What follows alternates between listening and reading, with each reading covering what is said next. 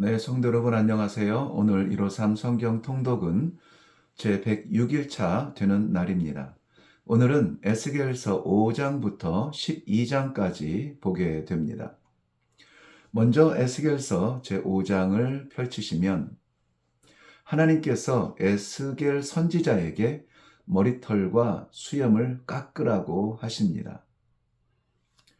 그 가운데 3분의 1은 성읍 안에서 깎은 것을 불태우고 또 3분의 1은 성읍 사방에서 칼로 치고 그 3분의 1은 바람에 흩으라고 하십니다. 머리털과 수염을 그의 백성들이 보게 되면 12절 말씀이 이해가 되는데요. 그렇지만 3절을 먼저 보시면 터럭 중에서 조금을 옷자락에 싸고 그 가운데 얼마를 불태우라 이렇게 말씀하시죠. 여호와의 성전을 더럽힌 그의 백성을 향한 배신의 아픔이 얼마나 섭섭한지 하나님께서는 기어이 반드시 이 일을 하시리라고 말씀하십니다. 그렇지만 3절과 4절에서 혹시 기억을 하시죠? 남겨진 얼마가 있죠. 여전히 감추어진 소망을 말합니다. 에스겔서 6장입니다. 네, 이미 전에도 이것을 고백한 적이 있고 기록한 내용에도 담겨져 있습니다만은 저는 개인적으로 실수가 많은 사람입니다. 그래서 사람의 실수를 탓하는 일을 쉽게 하기 어렵습니다. 그런데 안타까운 것은 사람이 실수를 할 수는 있지만 실수를 인정하고 후회하지 않는다는 것입니다. 그렇게 되면 실수한 것, 바로 그것 때문에 무너지게 되겠죠. 이스라엘 백성들 역시 연약함으로 말미암아 실수하고 범죄할 수는 있습니다.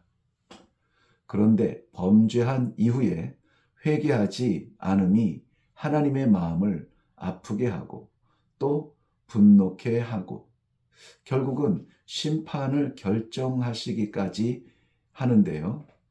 그때까지 돌아서지 않기 때문입니다.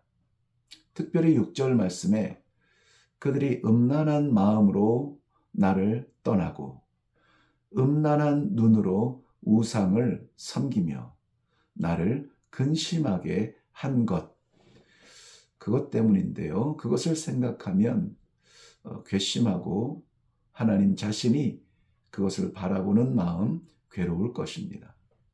결국 하나님께서는 이스라엘 백성을 심판하시기로 하면서 결정하면서 우상이 아니라 내가 여호와인 줄 알리라. 내가 여호와인 줄 알리라. 이거는 뭐냐면 고소하다는 것이 아니라 하나님의 기대입니다.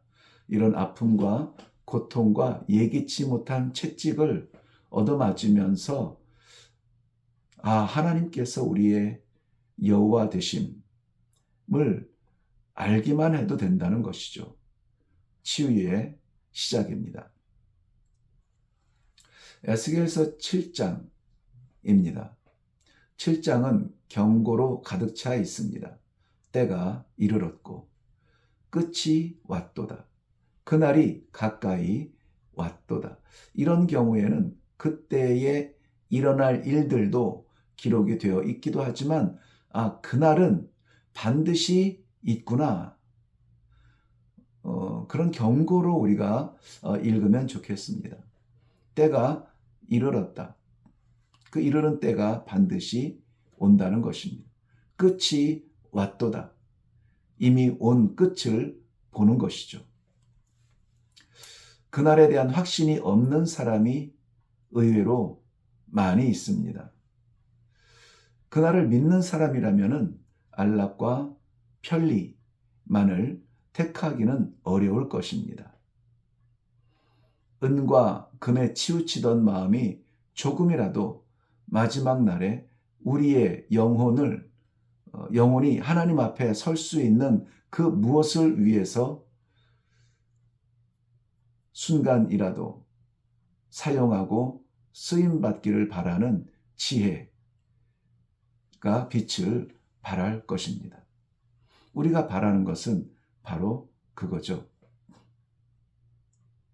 에스겔서 8장입니다.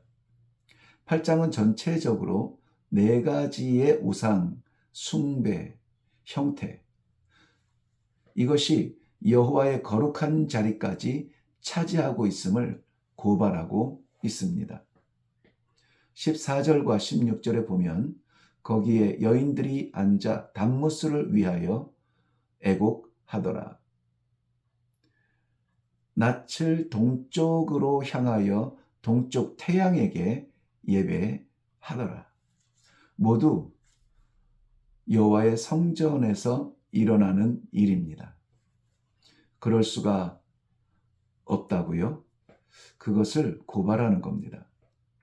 믿는 자들의 우상 숭배는 하나님을 더욱 분노하게 하죠. 장로들을 보세요. 비밀스러운 작은 벽에 각종 곤충과 가증한 짐승을 그려놓고 그 앞에서 경배합니다. 돌이키지 않는 백성을 향해서 더 이상 불쌍히 여기지 아니하며 긍휼을 베풀지 아니하며 그들의 소리에 응답하지 아니할 것을 말씀하고 있습니다. 상중적 유기, 외면, 참으로 두려운 말씀인데요. 네, 이것을 우리 9장에 넘어가서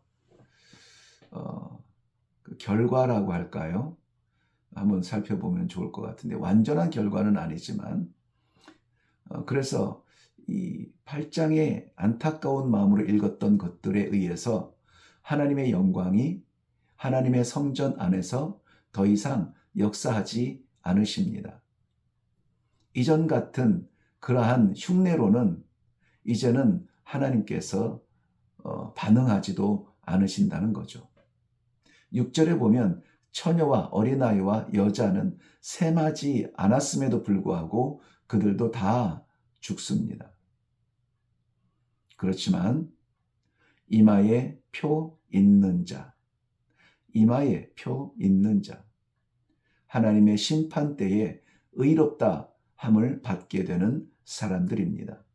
이마에 표라는 것이 실질적으로 어떤 문신이나 새겨진 흉터나 이런 것이라기보다는 이마라고 하는 것은 사람이 나타나는 전면 가운데 가장 먼저 보이는 곳이죠. 그래서 제사장들이 하나님 앞에 나아갈 때 그 관 앞, 이마 부분에 뭐라고 쓰냐면 여호와께 성결이라고 쓴다고 했죠. 우리 성도들은 관을 쓰지는 않을지라도 하나님 앞에 나아갈 때에 우리의 이마에 여호와께 성결했습니다. 이것이 표시가 되도록 힘써야 합니다. 심판의 칼을 보세요. 먼저 죄 지은 장로들에게 임한다고 기록하고 있습니다. 또한 하나님의 심판은 아이러니하게도요, 하나님의 성전에서 시작이 됩니다. 예배를 주관하는 사람은 다른 사람보다 더 지식과 경험이 있다고 자랑할 텐데요. 그러나 바로 그 지식과 경험 때문에 더 정확하고 가혹한 심판을 받게 될 것입니다.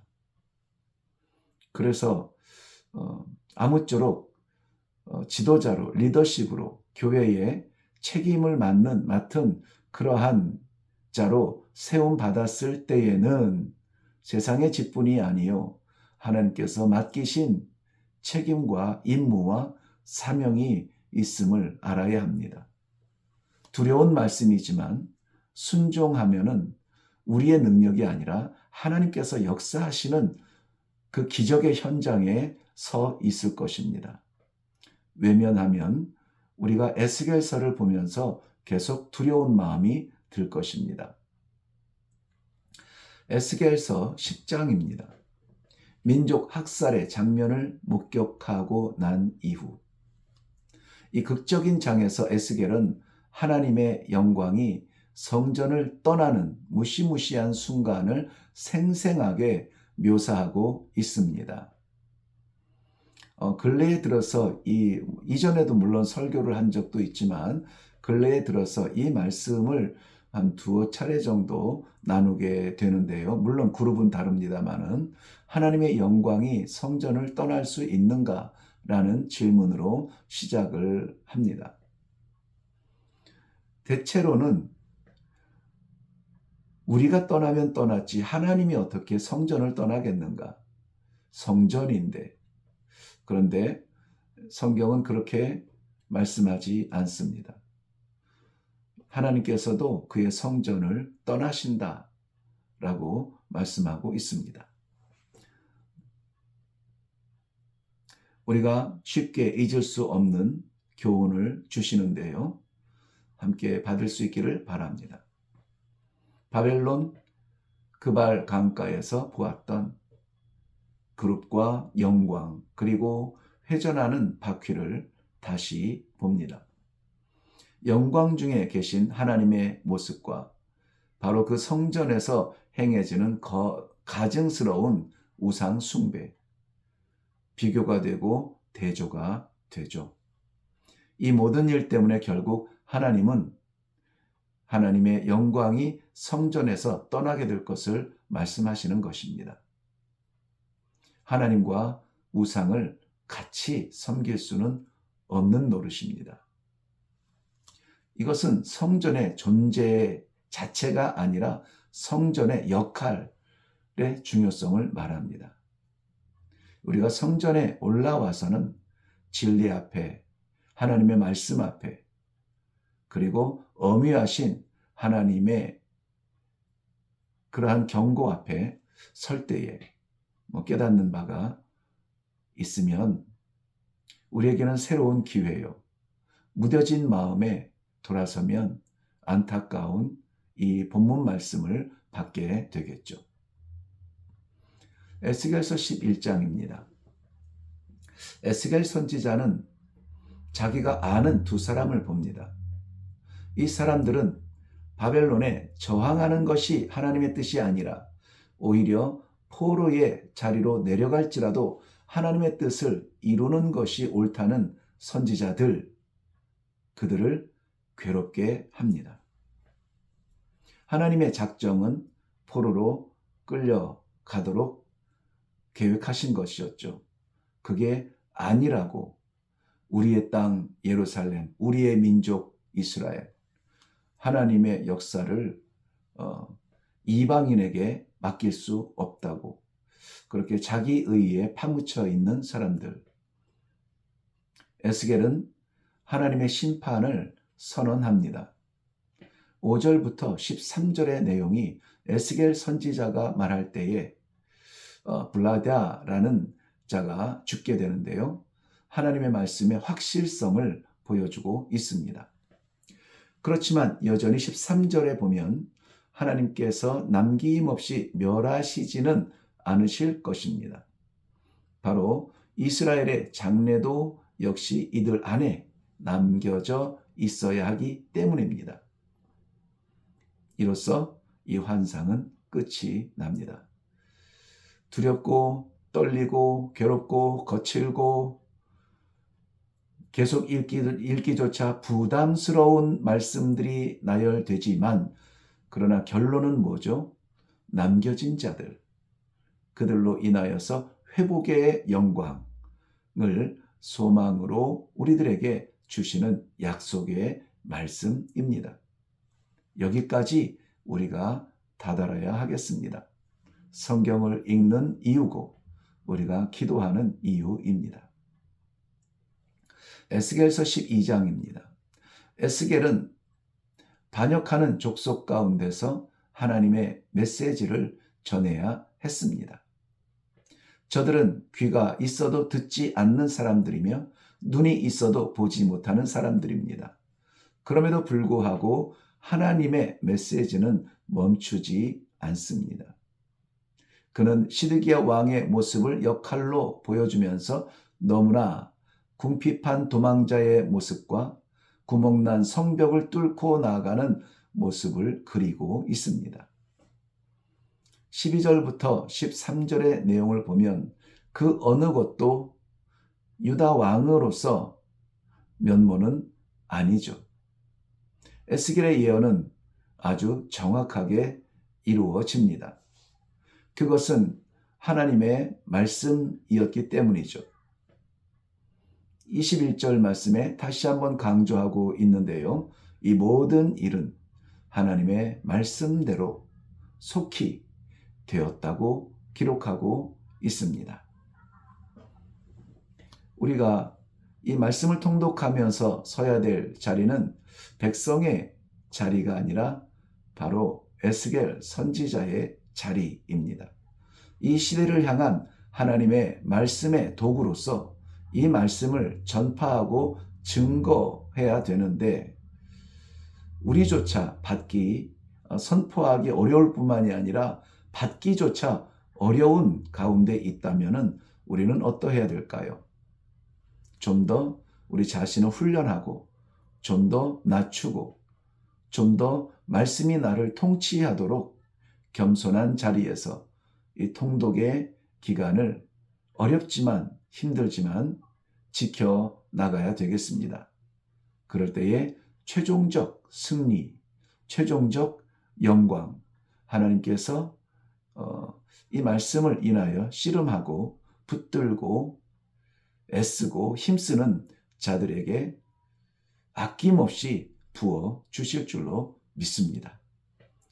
이제 얼마 남지 않은 이 153 성경 통독 끝까지 중단 없이 함께 갈 수 있기를 바랍니다. 수고하셨습니다.